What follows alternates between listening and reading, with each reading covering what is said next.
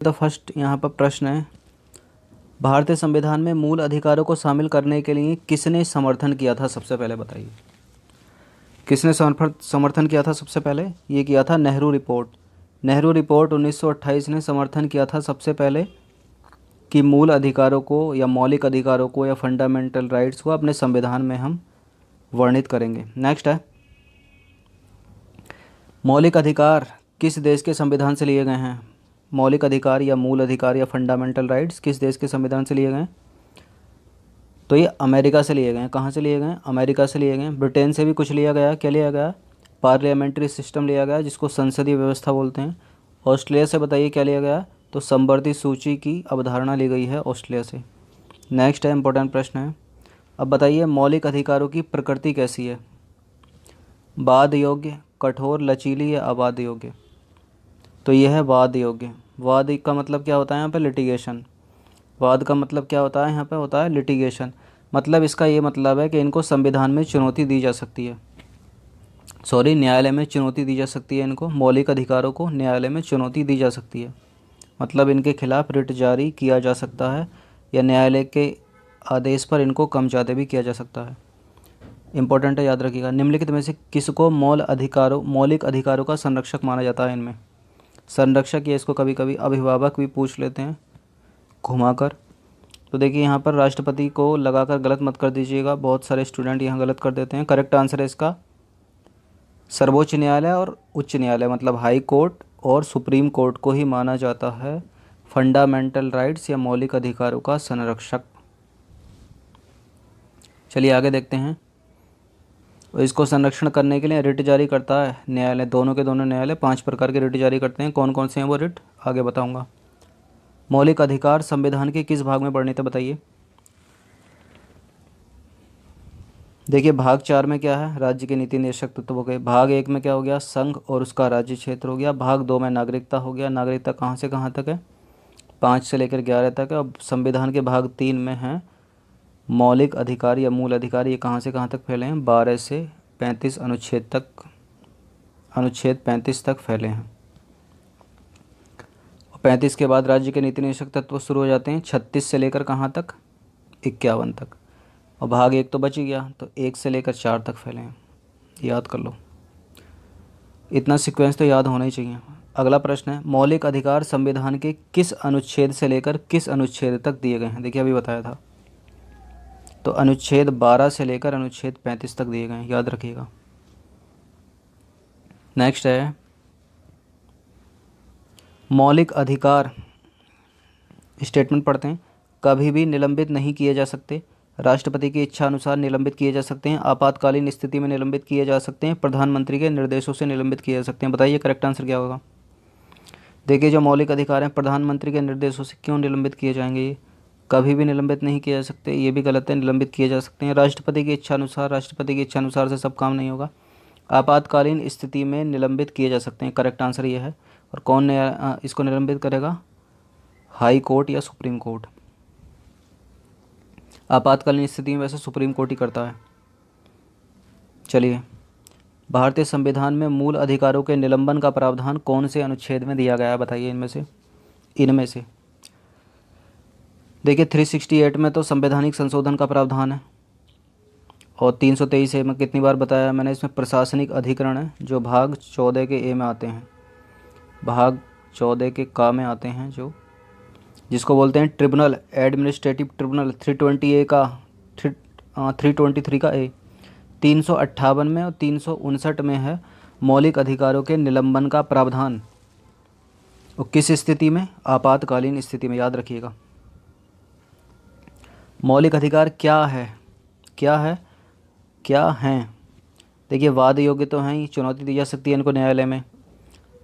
राज्य कृत्य के विरुद्ध एक गारंटी है, ये भी है। इस लाइन का मतलब आप लोग समझे नहीं समझे तो बता देता हूँ। राज्य कृत्य के विरुद्ध एक गारंटी का मतलब है कि न्यायालय जो है आपकी रक्षा करता है, जो स्टेट गवर्नमेंट होती है उसके शासन से या उसके सत्ताधारी नेताओं से सीधे आप, अगर आपके ऊपर कोई दबाव बनाया जाता है किसी स्टेट गवर्नमेंट के द्वारा, किसी भी चीज़ को लेकर मजबूर किया जाता है, तो आप सीधे उस राज्य के हाई कोर्ट में या केंद्र सरकार में जो दिल्ली में स्थित है सुप्रीम कोर्ट में जा सकते हैं और चुनौती दे सकते हैं। फॉर एग्ज़ाम्पल, अगर आप एसडीएम है मान लीजिए उत्तर प्रदेश में, और गवर्नमेंट के साथ आपको कोई विवाद होता है किसी चीज़ को लेकर, तो सीधे आप एक लॉयर करके अच्छा सा पहले उस राज्य के डिस्ट्रिक्ट कोर्ट में चुनौती दे सकते हैं, और आपका जो केस दर्ज होगा वहाँ होगा A versus Uttar Pradesh government, A versus Uttar Pradesh government यूजी, इस तरह से केस दर्ज होगा। मतलब आप जो ए हैं वो लड़ रहे हैं उत्तर प्रदेश सरकार के खिलाफ, तो इसी को बोला जाता है राज्य कृत्य के विरुद्ध एक गारंटी देते हैं मौलिक अधिकार। अगला प्रश्न है, भारत के राष्ट्रपति को निलंबित करने की शक्ति प्राप्त है किसको? मौलिक अधिकारों को, अनुच्छेद 21 में वर्णित मौलिक अधिकारों को, अनुच्छेद 20 में वर्णित मौलिक अधिकारों को, या अनुच्छेद 19 में वर्णित मौलिक अधिकारों को? बताइए। देखिए, भारत का राष्ट्रपति जो है वो अनुच्छेद 19 में वर्णित मौलिक अधिकारों को क्या कर सकता है? निलंबित कर सकता है। किसको? अनुच्छेद 19 में वर्णित मौलिक अधिकारों को। चलिए अगला देखते हैं, केवल अनुच्छेद 19 में वर्णित मौलिक अधिकारों को, और बाकी सर्वोच्च न्यायालय तो है ही कम ज़्यादा करने के लिए। भारतीय नागरिकों के मौलिक अधिकारों का वर्णन है किस में है? बताइए। फंडामेंटल राइट्स अभी बताया था, फिर से आ गया है प्रश्न। अनुच्छेद 12 से लेकर अनुच्छेद 35 तक है, इंपॉर्टेंट है, याद रखिएगा। देखिए, सब्सक्राइब जरूर रखना सिविल सर्विस स्टडी चैनल को, केवल सब्सक्राइब नहीं, बेल आइकन को प्रेस रखना लेटेस्ट वीडियो का नोटिफिकेशन पाने के लिए। भारत में मौलिक अधिकारों के संबंध में कुछ कथन दिए गए हैं, उन पर विचार कीजिए। यह राज्य कृत्य के विरुद्ध एक गारंटी अभी बताया था, सही है। यह संविधान के भाग 3 में सूचीबद्ध है। 3 में है क्या? हाँ, 2 में नागरिकता, करेक्ट है। 4 में हो गए राज्य के नीति निरीक्षक तत्व। यह संयुक्त राज्य अमेरिका के मौलिक अधिकारों की भांति नहीं है। क्यों नहीं है भाई?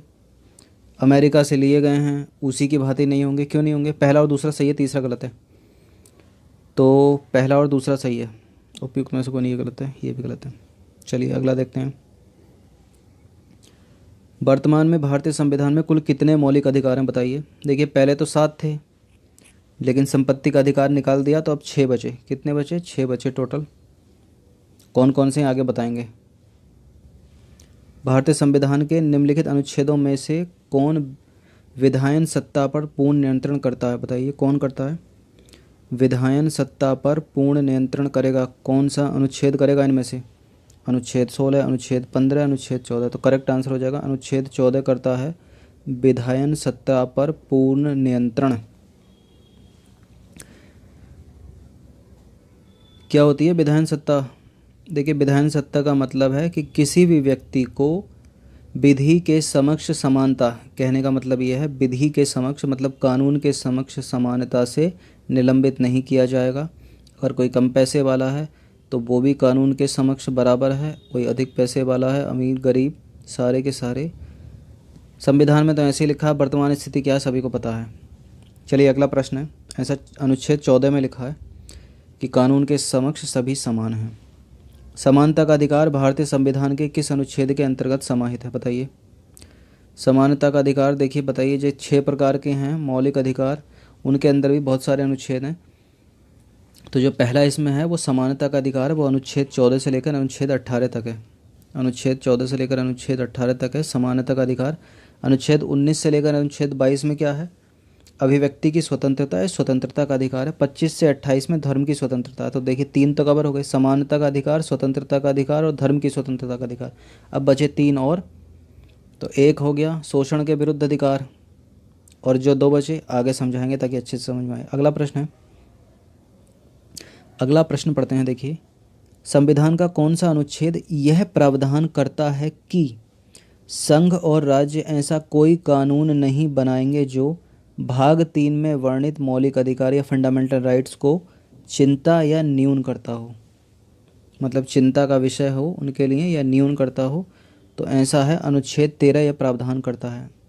भारतीय संविधान का अनुच्छेद 13 या 13 यह वर्णित करता है कि राज्य ऐसा कोई भी कानून नहीं बनाएगा या संघ या केंद्र ऐसा कोई भी कानून नहीं बनाएगा जिससे किसी व्यक्ति के मूल अधिकार या मौलिक अधिकार या फंडामेंटल राइट्स का हनन होगा तो न्यायालय उसे शून्य घोषित कर देगा, मतलब उसकी उपयोगिता समाप्त कर देगा। भारतीय संविधान के अनुच्छेद 13 का मुख्य उद्देश्य निम्नलिखित में से किसके संदर्भ में संविधान की सर्वोच्चता सुनिश्चित करता है?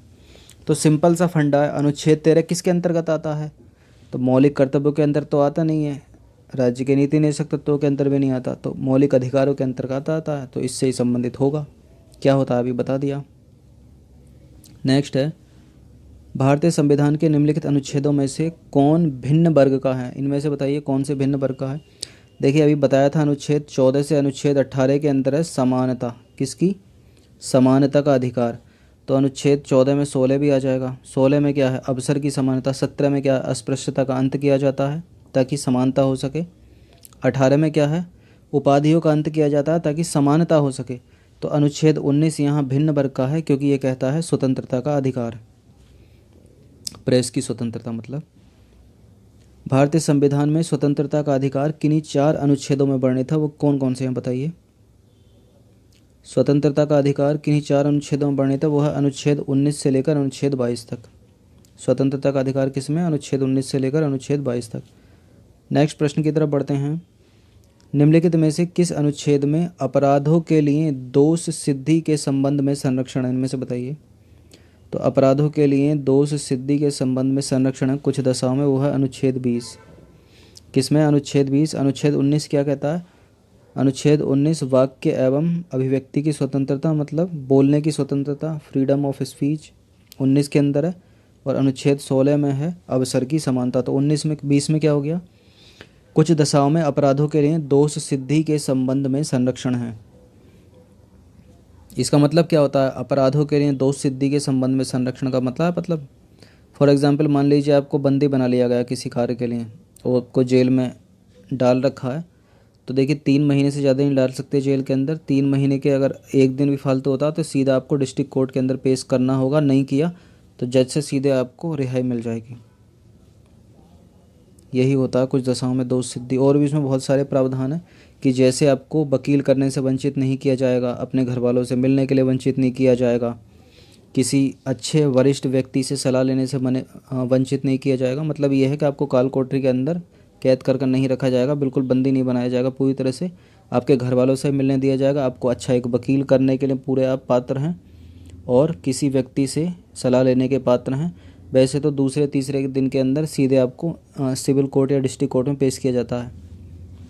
इसी को बोलते हैं अनुच्छेद 20 दोष सिद्धि से संरक्षण। अगला प्रश्न है, इनमें से किस अनुच्छेद में प्राण एवं दैहिक स्वतंत्रता का संरक्षण है। बताइए इनमें से प्राण एवं दैहिक स्वतंत्रता किस में है, अनुच्छेद 21 में है। किसके अंदर है, अनुच्छेद 21 में है प्राण एवं दैहिक स्वतंत्रता। अगला प्रश्न है, याद रखिए इनको बहुत पूछे जाते हैं। निम्नलिखित में से किस अनुच्छेद में शिक्षा का अधिकार एक मौलिक अधिकार है। किस अनुच्छेद से शिक्षा का अधिकार एक मौलिक अधिकार बना दिया गया। ये हुआ था एक संविधान संशोधन अधिनियम हुआ था, जिसके द्वारा 2002 में एक संविधान संशोधन अधिनियम हुआ था जिससे शिक्षा का अधिकार एक मौलिक अधिकार है, तभी से वो है अनुच्छेद 21 के ए में प्रावधान किया गया। और 6 से 14 वर्ष के बच्चों के लिए निःशुल्क एवं अनिवार्य शिक्षा कर दी गई। शिक्षा का अधिकार आजकल फंडामेंटल राइट्स है 2002 से। किस अनुच्छेद में कुछ दशाओं में गिरफ्तारी और निषेध से संरक्षण प्राप्त है। तो यह है अनुच्छेद 22 में। अनुच्छेद 22 के अंदर जो है गिरफ्तारी और निषेध से संरक्षण प्राप्त है कुछ दशाओं में। इंपॉर्टेंट है, याद रखिए। अगला प्रश्न है, संविधान के अनुच्छेद 19 में अभिव्यक्ति की स्वतंत्रता समेत कितने प्रकार की स्वतंत्रता प्रदान की गई है। तो यह है 6 प्रकार की। 6 प्रकार की स्वतंत्रता प्रदान की गई है अभिव्यक्ति की स्वतंत्रता समेत अनुच्छेद 19 में।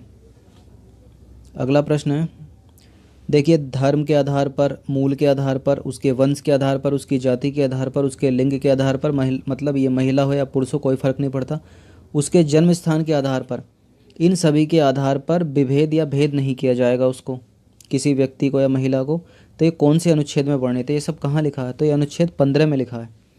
अनुच्छेद 15 में ये लिखा है कि किसी व्यक्ति या महिला से आप उसकी जाति, लिंग, धर्म, वंश, मूल जाति के आधार पर, वो कहाँ पैदा हुआ उसके आधार पर आप उसको भेद नहीं कर सकते, मतलब उसमें विभेद या भेद नहीं कर सकते, उसको अलग नहीं रख सकते आप, उसको सबके साथ एक साथ आंकना पड़ेगा। तो करेक्ट आंसर हो जाएगा अनुच्छेद 15 में ऐसा लिखा है। अगला प्रश्न है,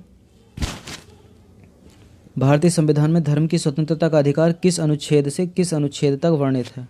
तो अभी बताया था, देखिए 25 से 28 तक है धर्म की स्वतंत्रता, अनुच्छेद 25 से लेकर अनुच्छेद 28 तक। अगले प्रश्न की तरफ बढ़ते हैं, उपाधियों का अंत किया जाता है कौन से अनुच्छेद में। देखिए सारे के सारे मोस्ट इंपॉर्टेंट प्रश्न हैं।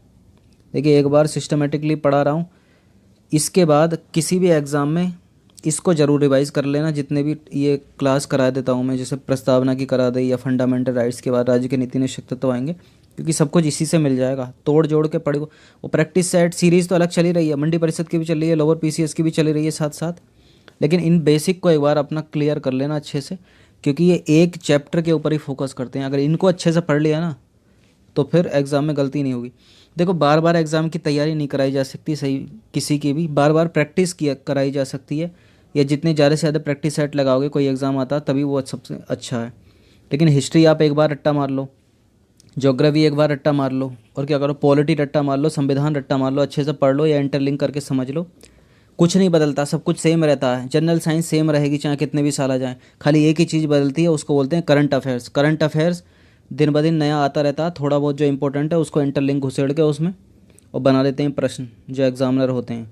कुछ चीज़ें इंटरलिंक होती हैं साइंस से भी, जो करंट अफेयर से जुड़ी होती हैं। तो इसलिए आपको जो बेसिक है, जैसे history, geography, physics, chemistry, botany, जो जनरल साइंस है, सबको एक बार पढ़ लो और अच्छे से पढ़ लो। और जब भी कोई नया ये आए, क्या बोलते हैं, एग्ज़ाम आए, तो बार बार सबकी तैयारी नहीं कराई जा सकती सबका, लेकिन प्रैक्टिस सेट कराया जा सकता है। जो क्वेश्चन है मिक्सअप करके उसको तैयारी कराई जा सकती है। लेकिन बार बार अगर वही चीज़ पढ़ोगे तो उससे क्या होगा, एक रिवीजन हो सकता है। तो रिवीजन तो आप जो एक बार अपने अच्छे से पढ़ लिया, जो एक बुक है, देखिए एक बुक को 50 बार पढ़ो, 50 बुक को एक बार मत पढ़ो, ये सभी बोलते हैं, मैं भी यही बोलता हूँ।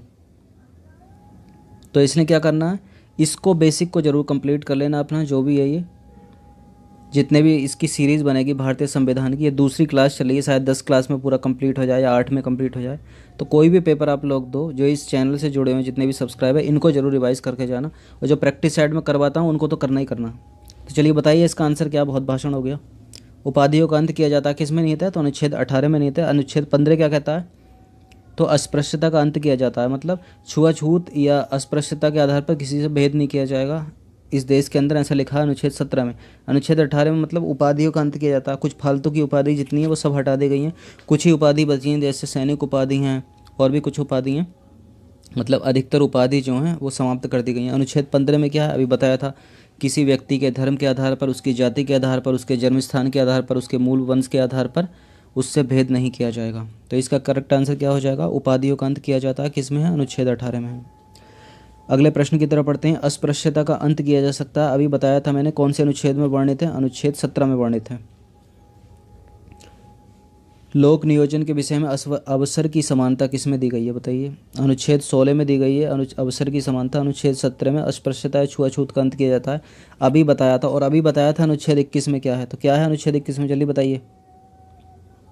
प्राण एवं दैहिक स्वतंत्रता है अनुच्छेद 21 में। अगर अनुच्छेद 21 में मैं अनुच्छेद 21 का या अनुच्छेद 21 का ए लगा दूं तो उसमें क्या है, शिक्षा का अधिकार एक मौलिक अधिकार है। 6 से 14 वर्ष के बच्चों को निःशुल्क और अनिवार्य शिक्षा देनी है। चलिए अगला प्रश्न है, विधि के समक्ष समानता किसमें वर्णित है, बताइए। विधि के समक्ष समानता या कानून के समक्ष समानता किसमें वर्णित है, तो अनुच्छेद 14 में वर्णित है विधि के समक्ष समानता। उपाधियों का अंत किया जाता है अनुच्छेद 18 में। और फिर से रिवाइज कर देता हूँ, किसी व्यक्ति या किसी महिला को उसकी जाति, धर्म, मूल वंश, जन्म स्थान के आधार पर भेद नहीं किया जाएगा।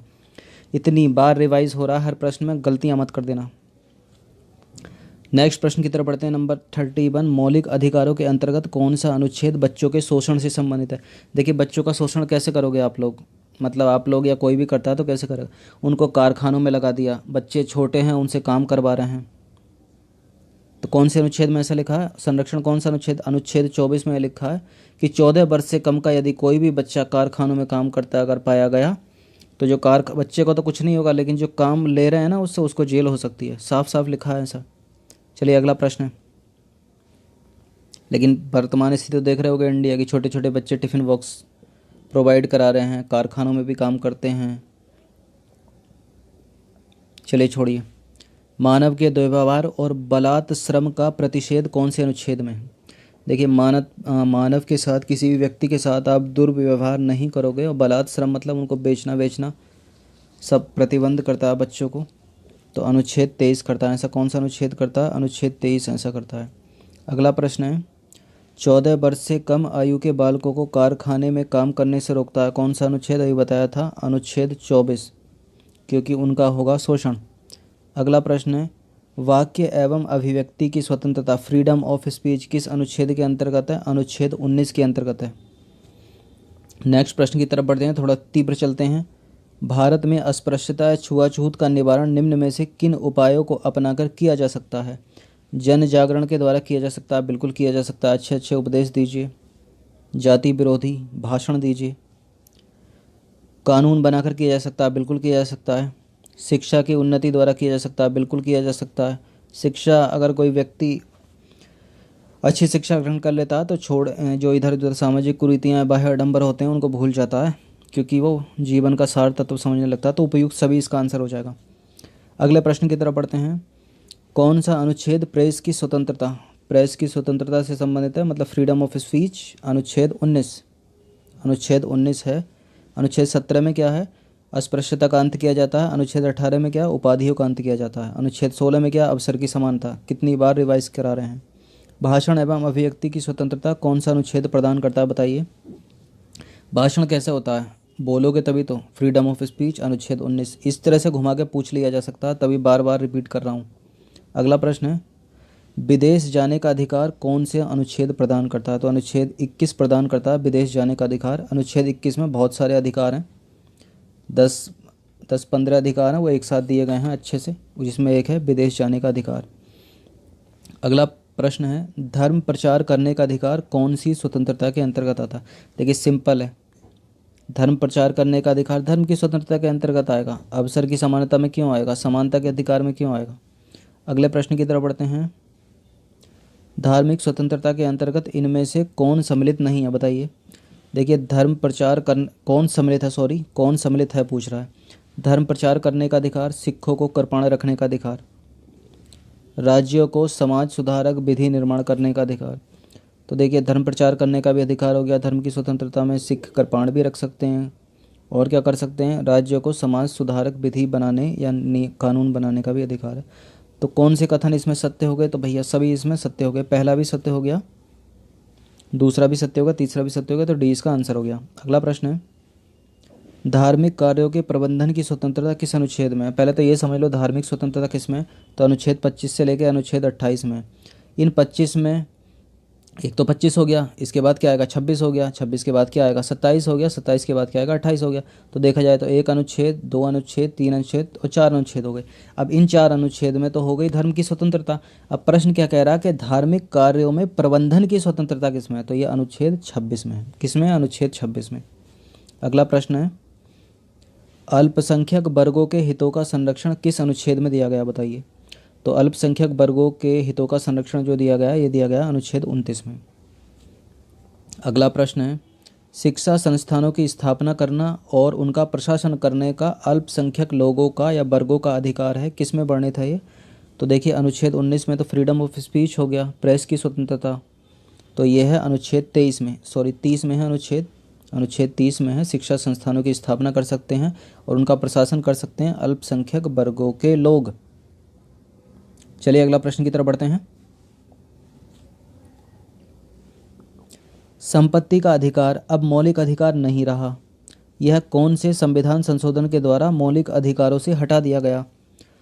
तो देखिए यहाँ पर 42वां संविधान संशोधन लगाकर गलत मत कर दीजिएगा, क्योंकि ये है 44वां संविधान संशोधन अधिनियम 1978 के द्वारा क्या किया गया? संपत्ति के अधिकार को मौलिक अधिकार की सूची से बाहर निकालकर इसको बना दिया गया लीगल राइट या विधिक अधिकार या कानूनी अधिकार। अब ये कहाँ पड़ा है?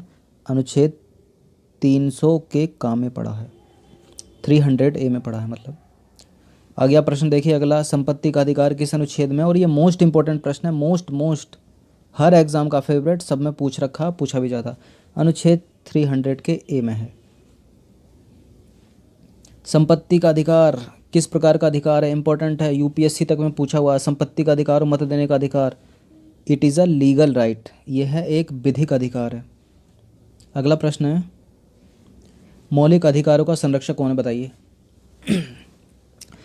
मुख्यमंत्री साहब कहाँ से हो गए मौलिक अधिकारों के संरक्षक? प्रधानमंत्री साहब भी नहीं होंगे, ये होंगे न्यायपालिका। न्यायपालिका मतलब हाई कोर्ट भी होगा, सुप्रीम कोर्ट भी होगा। अगर आप बोलते हैं डिस्ट्रिक्ट कोर्ट, तो डिस्ट्रिक्ट कोर्ट नहीं है। अगला प्रश्न है, निम्नलिखित में से किसको नागरिकों के मौलिक अधिकारों का रक्षक, देखिए हाईलाइट करा, मौलिक अधिकारों का रक्षक और भारत के संविधान का अभिभावक माना जाता है? सॉरी, बताइए। देखिए घुमा के पूछा, मैंने बोला था इस तरह से ही पूछ लेगा। तो ये माना जाता है उच्चतम न्यायालय को, मतलब सुप्रीम कोर्ट को। यही है सभी का जवाब। अगला प्रश्न है, अनुच्छेद 32 का उल्लंघन होने पर कहाँ अपील करोगे? बताइए। फंडामेंटल राइट्स में आर्टिकल 32 का अगर उल्लंघन होगा तो कहाँ जाइएगा? तो जाइएगा सुप्रीम कोर्ट के अंदर। कहाँ जाइएगा? सुप्रीम कोर्ट के अंदर। और 226 का अनुच्छेद का अगर उल्लंघन होगा तब कहाँ जाओगे? तब जाइएगा हाई कोर्ट में। याद रखिए, इसको पूछ लेता है। अगला प्रश्न है, निम्नलिखित में से किस एक अधिकार को डॉक्टर भीमराव अंबेडकर द्वारा, देखिए बोला था मैंने लास्ट प्रस्तावना में इस तरह का प्रश्न बना था, यहाँ दो हाईलाइट करें कि संविधान की आत्मा किसको कहा जाता है और किसके अनुसार? डॉक्टर भीमराव अंबेडकर के अनुसार। देखिए सिंपल आया, संविधान की आत्मा किसको कहा जाता है? तो प्रस्तावना को कहा जाता है। आप मारोगे, बताया था मैंने पहले। यहाँ संविधान भीमराव अंबेडकर के अनुसार किसको कहा जाता है? तो ये कहा जाता है अनुच्छेद 32 को। किसको कहा जाता है? अनुच्छेद 32, मतलब संवैधानिक उपचार का अधिकार। इसी का उल्लंघन होगा तब जाइएगा सुप्रीम कोर्ट में। अल्पसंख्यकों की भाषा का संरक्षण किस अनुच्छेद में दिया गया है? बताइए। अल्पसंख्यकों की भाषा का संरक्षण दिया गया है अनुच्छेद 29 में। किस में? अनुच्छेद 29 में। अनुच्छेद 21 के ए में क्या बताया था? शिक्षा का अधिकार एक फंडामेंटल राइट्स हो गया है। कब से? 2002 से। उपाधियों का अंत किया जाता है अनुच्छेद 18 में लिखा है। अगला प्रश्न है, किस बाद में संसद को मौलिक अधिकारों में संशोधन का अधिकार दिया गया? देखिए एक रिट जारी हुई थी केशवानंद भारती बनाम, ये बहुत फेमस है, केशवानंद भारती बनाम केरल राज्य, एक केस था 1973 का। इसमें देखिए प्रस्तावना में क्या किया गया था वो तो मैंने लास्ट वीडियो में आपको बता दिया था। अब इसने देखिए फंडामेंटल राइट्स के लिए भी कुछ किया था। फंडामेंटल राइट्स के लिए इसने ये किया था कि सुप्रीम कोर्ट में इसने जो याचिका डाली थी, तो सुप्रीम कोर्ट में जो इसका केस चला था, फिर क्या हुआ, सुप्रीम कोर्ट ने जो इस पर निर्णय दिया फंडामेंटल राइट्स के ऊपर या मौलिक अधिकारों या मूल अधिकारों के ऊपर, कि मौलिक अधिकारों में जो संसद है ना, भारत की संसद, वो भी संशोधन कर सकती है। इसने ये निर्णय दे दिया उस समय सुप्रीम कोर्ट ने। लेकिन जो उसका मूल ढांचा है, मतलब हमारे जो फंडामेंटल राइट्स हैं, जो उसमें जो मूल जो पॉइंट हैं, उन पॉइंटों में छेड़छाड़ नहीं करोगे तुम, और बहुत माइनर तुम संशोधन कर सकते हो, ये नहीं कि तुम पूरा तिगड़म उसका टेढ़ा मेढ़ा कर दोगे। तो यही इन्होंने दिया था। तो किस बाद में संसद को मौलिक अधिकारों में संशोधन करने की शक्ति दी गई? तो केशवानंद भारती बनाम केरल राज्य 1973। शोषण के विरुद्ध अधिकार संविधान में कहाँ तक वर्णित है? बताइए। शोषण के विरुद्ध अधिकार, देखिए अनुच्छेद 14 से 18 में क्या है? समानता का अधिकार। 23-24 में क्या है? शोषण के विरुद्ध अधिकार है। इसमें 25 से 28 में धर्म की स्वतंत्रता भी बताया था। तो आंसर बता देता हूँ इसका क्या हो जाएगा। शोषण के विरुद्ध अधिकार अनुच्छेद 23 और 24 में है। शोषण क्या, देखिए अनुच्छेद 24 में तभी बताया था, बच्चों को कारखानों में लगाओगे तो उनका शोषण करोगे, जेल जाओगे। 23 में क्या है? किसी व्यक्ति के साथ दुर्व्यवहार मत करो और किसी बच्चे का या व्यक्ति का शरीर मत बेचो। निम्नलिखित में से कौन सा एक मूल अधिकार नहीं है? फंडामेंटल राइट्स ही नहीं है इनमें से कौन सा? तो देखिए लिंग समानता का अधिकार ये भी है, शोषण के विरुद्ध अधिकार ये भी है। लिंग समानता मतलब अनुच्छेद 15 हो गया, शोषण मतलब 23 हो गया। किसी देश के किसी भी भाग में बसने का अधिकार, ये 21 के अनुच्छेद के अंतर्गत जो है उसमें आता है। यहाँ सूचना का अधिकार नहीं है, क्योंकि सूचना का अधिकार तो एक लीगल राइट हो गया। ये 300 के काम में पहुँचा दिया ना आप तो यही मारोगे, बी सही हो जाएगा इसका। अगला प्रश्न है, संविधान के अंतर्गत निम्नलिखित अधिकारों में से कौन एक अधिकार भारतीय नागरिकों को और विदेशी नागरिकों को दोनों को प्राप्त है? देखिए 3 हाईलाइट करें, मतलब इनमें से कौन सा ऐसा अधिकार है जो जो नागरिक लोग हैं, मतलब हमको भी प्राप्त है, मेरे को भी प्राप्त है, आप लोग जितने वीडियो देख रहे हैं उनको भी प्राप्त है, और अगर ये वीडियो कोई फॉरेनर देख रहा है उसको भी प्राप्त है। कौन कौन से हैं पढ़ते हैं? एक ही होगा इनमें से केवल। तो स्वतंत्रता का अधिकार मतलब अनुच्छेद 19, सांस्कृतिक और शैक्षिक अधिकार, भेदभाव के विरुद्ध अधिकार, या विधि के समान संरक्षण का अधिकार। तो देखिए दोनों को, जिनमें से भारतीय नागरिकों को, विदेशियों को, दोनों को जो प्राप्त है ना, वो केवल इसमें डी है। स्वतंत्रता का अधिकार नहीं है विदेशियों के पास, भेदभाव के विरुद्ध भी नहीं है पूरा, सांस्कृतिक और शैक्षणिक अधिकार भी नहीं है उनके पास, लेकिन जो विधिक अधिकार है उनके पास, कानून उनके लिए भी समान है। अगर उनको मारोगे पीटोगे तो जेल आपको हो सकती है। अगला प्रश्न है, भारत में रहने वाले ब्रिटिश नागरिक दावा नहीं कर सकते। ध्यान से सुनिएगा, भारत में रहने वाले ब्रिटिश नागरिक दावा नहीं कर सकते। किसी एक चीज़ का नहीं कर सकते इनमें। धर्म की स्वतंत्रता के अधिकार का कर सकते हैं, विधि के समक्ष समानता उनको भी है, जीवन और व्यक्तिगत स्वतंत्रता सुरक्षा उनकी भी हो सकती है, व्यापार और व्यवसाय की स्वतंत्रता का वो लोग दावा नहीं कर सकते यहाँ पर। अगला प्रश्न है, किन्हें सर्वोच्च न्यायालय ने मौलिक अधिकारों के रूप में मान्यता दी है इनमें से। देखिए, विदेश यात्रा का अधिकार भी फंडामेंटल राइट्स है, अनुच्छेद 21 में वर्णित है। आवास का अधिकार भी, समान कार्य के लिए समान वेतन का अधिकार भी, उपयुक्त सभी। अगला प्रश्न है, कौन सा अधिकार विदेशी नागरिकों को प्राप्त नहीं है। प्राण एवं दैहिक स्वतंत्रता का अधिकार, शोषण के विरुद्ध अधिकार, विधि के समक्ष समानता का अधिकार, अभिव्यक्ति की स्वतंत्रता का अधिकार। बताइए। देखिए, प्राण एवं दैहिक स्वतंत्रता का अधिकार भी है उनको, शोषण के विरुद्ध अधिकार भी, उनका शोषण नहीं कर सकते आप लोग। विधि के समक्ष समानता का भी उनको अधिकार है, कानून के समान वो भी हैं। अभिव्यक्ति की स्वतंत्रता, अभिव्यक्ति की स्वतंत्रता उनके पास नहीं है। अभिव्यक्ति की स्वतंत्रता उनके पास नहीं है, मतलब अनुच्छेद 19 में जो जितने भी अधिकार वर्णित है उनके पास नहीं है, तो डी इसका हो जाएगा। याद रखिए इसको, बहुत पूछते हैं घुमा फिरा कर कि कौन सा भारतीय नागरिकों के पास है, कौन सा विदेशी नागरिकों के पास है या नहीं है। भारत में रह रहे विदेशी नागरिकों को प्राप्त नहीं है। देखिए, इतनी बार रिवाइज किया है, करवाया, कम से कम गलत मत कर दीजिए। देखिए, चुनाव लड़ने का अधिकार नहीं है उनके पास, देश भर में स्वतंत्र भ्रमण वो नहीं कर सकते, वीज़ा ख़त्म हो जाएगा तो भगा उनको पोर्ट कर देते हैं, डिपोर्ट जिसको बोलते हैं। और क्या है, भेदभाव के विरुद्ध अधिकार, भेदभाव के विरुद्ध अधिकार भी उनके पास पूरा 100% नहीं है, तो उपयुक्त सभी इसका आंसर हो जाएगा कि इनमें से भारत में रह रहे जो विदेशी नागरिक हैं इनमें से उनको कोई भी अधिकार प्राप्त नहीं है। अगला प्रश्न है, भारतीय संविधान के द्वारा प्रदत्त निम्न में से कौन सा से गैर नागरिकों को भी उपलब्ध है, मतलब विदेशियों को भी उपलब्ध है इनमें से। चलिए एक एक करके पढ़ते हैं। संपत्ति अर्जित करने का अधिकार है क्या उनको। देश के किसी भाग में घूमने एवं बसने की स्वतंत्रता है क्या उनको। अभिव्यक्ति की स्वतंत्रता है क्या उसको। संवैधानिक निराकरण का अधिकार है क्या उनको।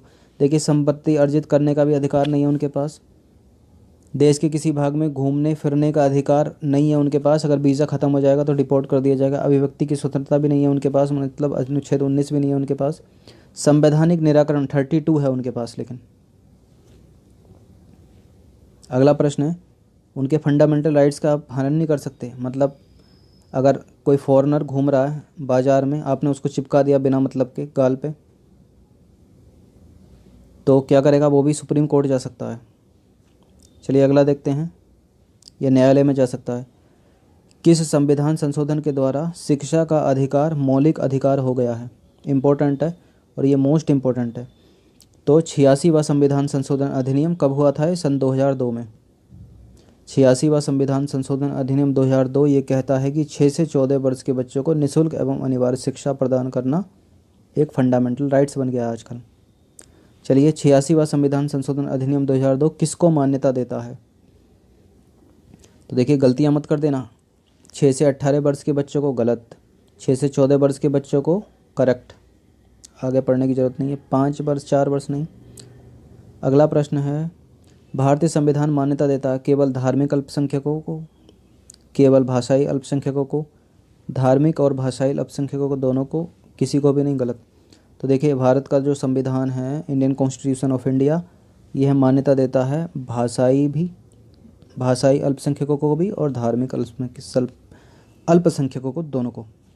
चलिए अगला प्रश्न है, किसी बंदी बनाए गए व्यक्ति के मौलिक अधिकारों की रक्षा कौन सा अनुच्छेद करता है। बताइए, कौन सा अनुच्छेद करता है किसी बंदी बनाए गए व्यक्ति के मौलिक अधिकारों की रक्षा।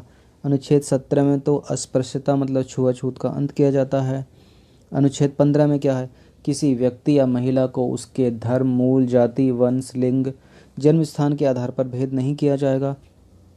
अब बचा हमारा अनुच्छेद 22 और अनुच्छेद 21, इसी में से ही एक आंसर है, किसी बंदी बनाए गए व्यक्ति के मौलिक अधिकारों की रक्षा कौन सा अनुच्छेद करता है, तो अनुच्छेद 21 करता है। अगला प्रश्न है, न्यायालय व्यक्तियों की रक्षा करने के लिए क्या जारी करता है, मतलब भारत के नागरिकों की रक्षा करने के लिए क्या जारी करेगा। आधार कार्ड न्यायालय कहाँ निकालता है, चुनाव चिन्ह तो चुनाव आयोग निकालता, तो रिट जारी करता है। क्या जारी करता है, रिट जारी करता है न्यायालय। कौन सा न्यायालय, हाई कोर्ट भी जारी करता है और सुप्रीम कोर्ट, दोनों के दोनों।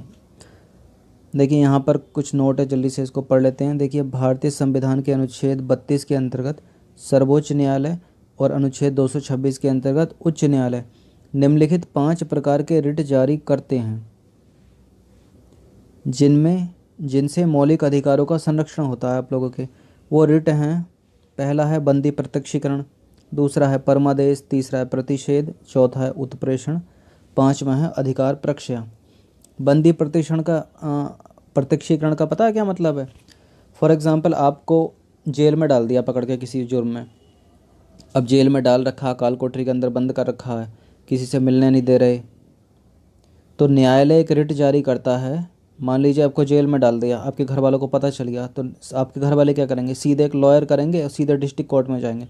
डिस्ट्रिक्ट कोर्ट सीधा जाएगा पुलिस स्टेशन के पास, मतलब अपने या तो लिखित में भेजेगा या सीधे अपने जासूस जासूस नहीं मतलब आदमी किसी को भी भेज के, या सीधे रिपोर्ट भिजवाएगा उस कोतवाली में या पुलिस स्टेशन में कि जिसको अभी आपने बंदी बनाया, एक दिन के अंदर मेरे सामने पेश करो, किसको बंदी बनाया, क्या उसका जुर्म है, क्या आपने फंसाया तो नहीं उसको, कि बिना बात के बंदी तो नहीं बना लिया है। तो ये सारी चीज़ें न्यायालय देखता है।